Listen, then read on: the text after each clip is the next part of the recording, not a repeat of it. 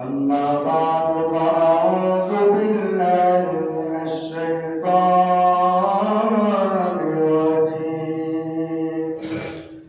بسم الله الرحمن الرحيم. وإذا سألك عبادي عني فإني قريب. صدق الله المولان العظيم. إن الله وملائكته يصلون على النبي يا أيها الذين آمنوا صلوا عليه وسلموا تسليما. اللهم صل على سيدنا مولانا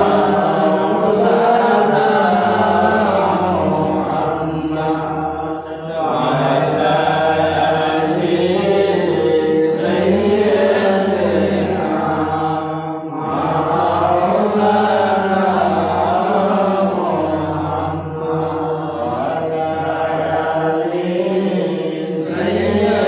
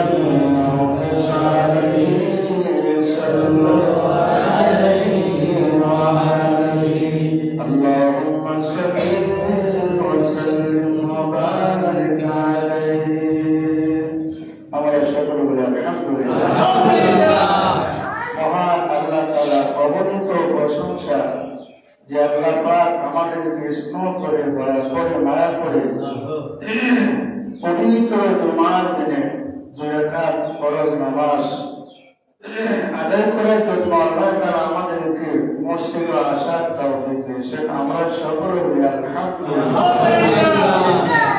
সমস্ত প্রশংসা আল্লাহ, লিল্লাহ মানে আল্লাহর জন্য, মানে আমরা আল্লাহর প্রশংসা কিয়ামত পর্যন্ত করলো প্রশংসা করে শেষ করা সম্ভব না।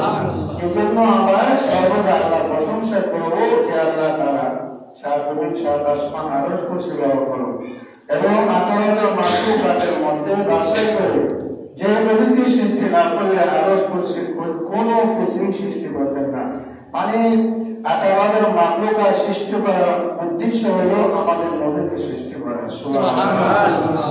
ওই নবীকে আল্লাহ তাআলা সৃষ্টি করার উদ্দেশ্য করে এতগুলো আয়াত আল্লাহ বলেছেন। এজন্য আমরা আল্লাহ শুকরিয়া আদায় করব যে আল্লাহ তাআলা আমাকে আপনাকে শেষ নবীর উম্মত হিসেবে দুনিয়াতে প্রেরণ করেছেন। সুবহানাল্লাহ, আলহামদুলিল্লাহ, আল্লাহু আকবার। কারণ অন্যান্য নবীও আমাদের নবীর উম্মত হিসেবে দুনিয়াতে আসার জন্য আল্লাহর কাছে প্রার্থনা করেছেন, দোয়া করেছেন, আল্লাহ আমাকে নবী না বানায় শেষ নবীর উম্মত হিসেবে বানাইলে অনেক সব। সুবহানাল্লাহ। কারণ ওই নবীকে সৃষ্টি না করলে আল্লাহ কোনো কিছুই সৃষ্টি করতেন না। ওই নবীকে আল্লাহ তাআলা সৃষ্টি করার পরে আসমান জমিন আরশ কুরসি সব 18 মাখলুকাত আল্লাহ সৃষ্টি করেছেন এবং নবীকে সৃষ্টি করার উদ্দেশ্য করে আল্লাহ তাআলা পুরা 30 পারা কোরআন দুনিয়াতে নবীর উপরে নাযিল করে দিয়েছেন। সুবহানাল্লাহ। যেখানে সমস্যা হতো সেখানে আল্লাহ তাআলা জিবরাইলের মাধ্যমে কোরআনের আয়াত নাযিল করে রাসূলকে সুসংবাদ দিতেন। সুবহানাল্লাহ। আর রাসূল জিবরাইল আয়েশা রাসূলকে বলতেন, ইয়া রাসূলুল্লাহ, ইয়া হাবিবাল্লাহ, আজকে এই আয়াত আপনার জন্য, এই কাজের জন্য, সুবহানাল্লাহ, এই রোগের জন্য, এই শিফার জন্য, এই কাজের জন্য আপনার জন্য আল্লাহ তাআলা আয়াত নাযিল করেছেন। সুবহানাল্লাহ। রাসূল সাল্লাল্লাহু আলাইহি ওয়াসাল্লামের কাফেররা যারা করে বলছে, রাসূল পাক সাল্লাল্লাহু আলাইহি ওয়াসাল্লাম ঘুমান্ত অবস্থায় জিবরাইল আলাইহিস সালাম এসে বলতেছেন, ইয়া রাসূলুল্লাহ, ইয়া হাবিবাল্লাহ, আর ঘুমায়েন না, আপনি ঘুম থেকে জেগে দেখেন আপনার ঘরে ছোট দিতে আপনার শত্রু, তারা পরামর্শ করে আসছে আজকে আপনাকে তারা কতল করে ফেলবে। আপনার চাচা আবু জাহেল আপনাকে কতল করার জন্য স্বর্ণ পাড়ায় দিচ্ছে। আপনি ঘুম থেকে জেগে দেখেন আপনার ঘরের সামনে আপনার শত্রু, আপনি ঘুম থেকে জেগে তাড়াতাড়ি ঘর থেকে বের হয়ে তারিখে করে সোয়া হযরত আবু বকর রাদিয়াল্লাহু আনহু আপনি মদিনায় হিজরত করেন। সুবহানাল্লাহ। আমি ঘুম থেকে দেখে বলে চতুর দিকে আসলো, তারা তেরোলে দাঁড়িয়েছে, রসুলের দাঁড়িয়েছে, যখন বাইরে হলো তখন নবীকে হত্যা করে বলবো। আল্লাহ রাসূল সাল্লাল্লাহু আলাইহি ওয়াসাল্লাম বলেন, জিবরাইল এখন কি করব? আল্লাহ কি ফয়সালা করেছেন? আল্লাহ কি ফয়সালা করেছেন? জিবরাইল বলেন, আল্লাহ অবশ্যই ফয়সালা করেছেন। সুবহানাল্লাহ। এখন আপনার কাজ করুন, আপনার মা আমেনার ঘর থেকে এক মুষ্টি বালু হাতে নেন। সুবহানাল্লাহ। আল্লাহ রাব্বুল আলামিন পুষ্প ভালো হাতে নিয়ে বললেন জিবরাইল এখন আমি কি করবো? আমি জিবরাইল সালাম বলেন ইয়া রাসূলুল্লাহ আমি বললাম আপনি মন্ত্র করেন, আপনি দোয়া করেন। জিবরাইল সালাম বললেন আপনি দোয়া করেন, কোরআন আয়াত করেন। নবীজি বললেন জিবরাইল কোন আয়াত পড়বো এবং কেমনে পড়বো, কি করবো? আল্লাহ নবী রহমাতুল্লিল আলামিন যখন কথা বললেন জিবরাইল বললেন ইয়া রাসূলুল্লাহ আমি বললাম আল্লাহ আপনাকে জানাই দিয়েছেন আপনি সূরা ইয়াসিন থেকে বলতে থাকেন সুবহানাল্লাহ ওয়াজআলনা মিন বাইনি আইদিহিম সাদ্দা ওয়া মিন খালফিহিম সাদ্দান ফাগশায়নাহুম ফাহুম লা ইউবসিরুন। তারপরে এই মুসলিমের মধ্যে আপনি বাইরে সারিয়ে দেন সুবহানাল্লাহ। জিবরাইল হালাল মানুষ মানুষ আমার কেউ আমার কথা বলছে এক মুষ্টি মাটি দিয়ে তিনি বলবো সুবহানাল্লাহ। জিবরাইল বলেন ইয়া রাসূলুল্লাহ আলহামদুলিল্লাহ আপনার কাজের আয়াত করে মন্ত্র বলে বলে খুশি হয়েছেন। আপনার বালুর জন্য হাজার হাজার ফেরেশতা সুবহানাল্লাহ। যে মন্ত্র আপনি বালু মারবেন আপনার এই বালুর সাথে মিশাইয়া মিশাইয়া আপনার সমস্ত শত্রু সব অন্ত করে দিবে সুবহানাল্লাহ। আল্লাহ কোরআন সত্য, আল্লাহ সত্য, নবীও সত্য। আল্লাহ নবী আয়াত করেন ওয়াজআলনা মিন বাইনি আইদিহিম সাদ্দান ওয়া মিন খালফিহিম সাদ্দান ফাগশায়নাহুম ফাহুম লা ইউবসিরুন। নবী আয়াত করে বলেন বলতে যখন দরজার পাশে ছেড়ে দিলেন হাজার হাজার সৈন্যরা সব বন্ধ হয়ে গেলেন সুবহানাল্লাহ। নবীর সামনে মুষ্টি মাটি কিন্তু হাজার হাজার সৈন্য সব বন্ধ হয়ে গেলেন সুবহানাল্লাহ। আল্লাহ রাসূল বললেন আমি এক মুষ্টি মাটি ছেড়ে দিলাম আর হাজার হাজার মানুষের সব বন্ধ হয়ে গেলেন সুবহানাল্লাহ। এবার বললেন জিবরাইল আপনি ঘর থেকে বের হয়ে যান, আবু বকরকে নিয়ে আপনি মদিনা থেকে রওনা করে দেন সুবহানাল্লাহ। আল্লাহ নবী রহমাতুল্লিল আলামিন ঘর থেকে যখন বের হলো সাথে সাথে কাফেররা বন্ধ হয়ে গেলেন। কাফেরদের সামনে বের হলেন, কাফেররা বললেন যা মুহাম্মদ যা, আমরা তোমাকে দেখি নাই, আজকে আমাদের সব বড় ছেলে কিন্তু ভালো না, আমরা দেখি নাই, যাও চলে যাও চলে যাও। বলেন জিবরাইল তাকে আমাকে দেখলো সুবহানাল্লাহ।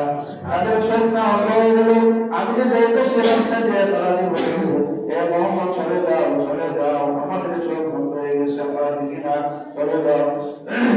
বললেন জিবরাইল তারা আমাকে দেখি।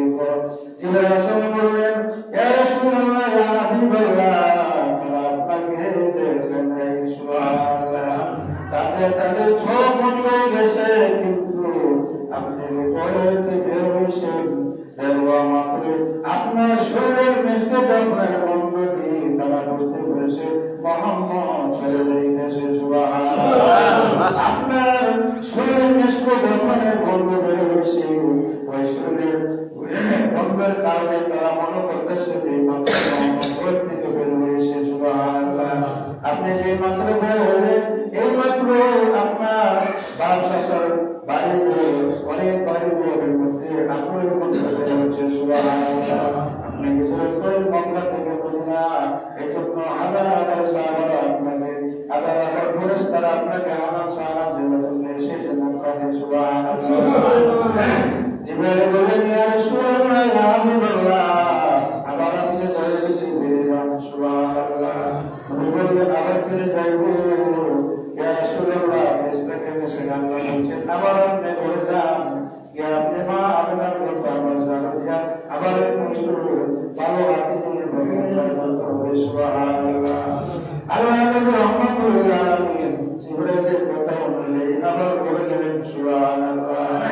জিবরাইল বলে না, বলে আল্লাহ বলে সুবহানাল্লাহ। আল্লাহ বলেন জিবরাইল সর্বনাশ হয়ে গেছে, তাড়াতাড়ি আমাকে ঘরে যেতে বলেন, আবার এক মুষ্টি মারিয়া পানিতে বলেন সুবহানাল্লাহ। নবী বললেন জিবরাইল কেন আমরা ঘরে যাইব? জিবরাইল বলেন তাড়াতাড়ি যাও শরীর দেবো, আপনি আপনার মা আপনার ঘরটা জান দিয়ে মুছে দিয়া আপনি এক মুষ্টি মাটি ধরো, তিনি আবার একটা মন্ত্র বলে আবার বলছিলেন সুবহানাল্লাহ।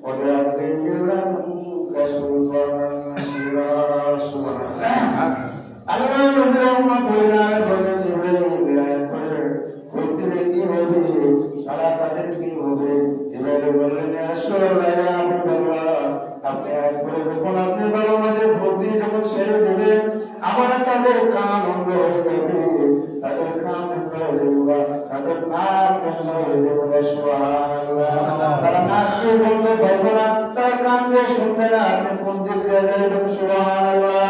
অপরাধ দিয়ে প্রতিদিনই মকর কালা وقال صدقوا وجعلني من لدنك سلطانا نصيرا। আপনি পৃথিবীর বাদশা, আপনার জন্য আল্লাহ তাআলা এই আয়াত নাযিল করেছেন। সুবহানাল্লাহ। যে মাত্র আয়াত পড়ে যখন বানর ছিটে দেবেন, আল্লাহর ফেরেশতারা সন্ন্যদের উপরে যখন ছিটে দেবেন, তাদের কান দিয়ে বেসার শুনে না, তাদের নাক দিয়ে আর কোনো বন্ধ শুনে না। সুবহানাল্লাহ।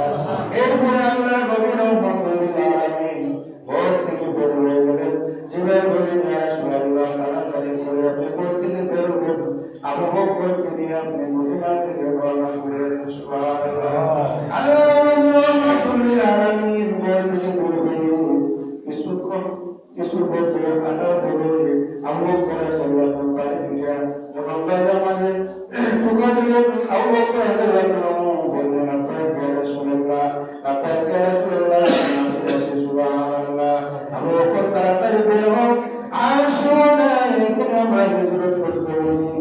আবু বকর রাদিয়াল্লাহু তিনি প্রথমটাকে সারা দিয়ে দরজা খুলে বললেন, সুবহানাল্লাহ।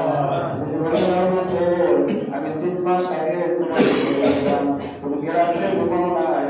আবু বকর বললেন, ইয়া রাসূলুল্লাহ, আমি বললাম প্রতিদিন থেকে আপনি বলেছিলেন, সেদিন আমি আর রাত্রে ঘুমাই না। সুবহানাল্লাহ।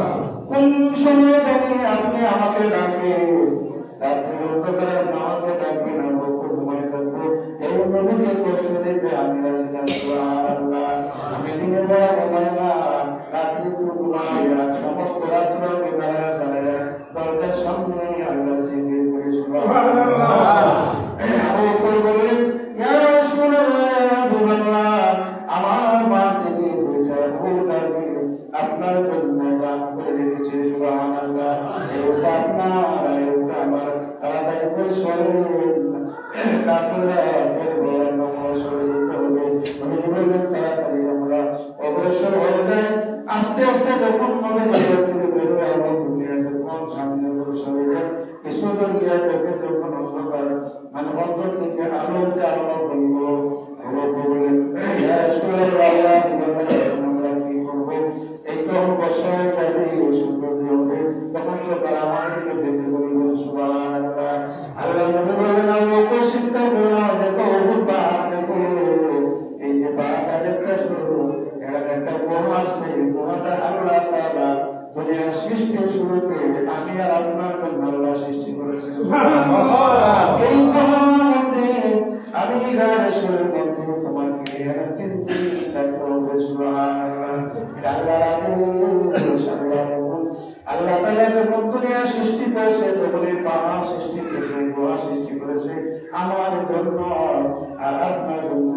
আমরা এখানে গিয়ে দেখবো একটা গুহা আছে, সে গুহা আছে, এটাতে আমরা ঢুকবো, এখানে আমরা 3 দিন অবস্থান করবো। সুবহানাল্লাহ।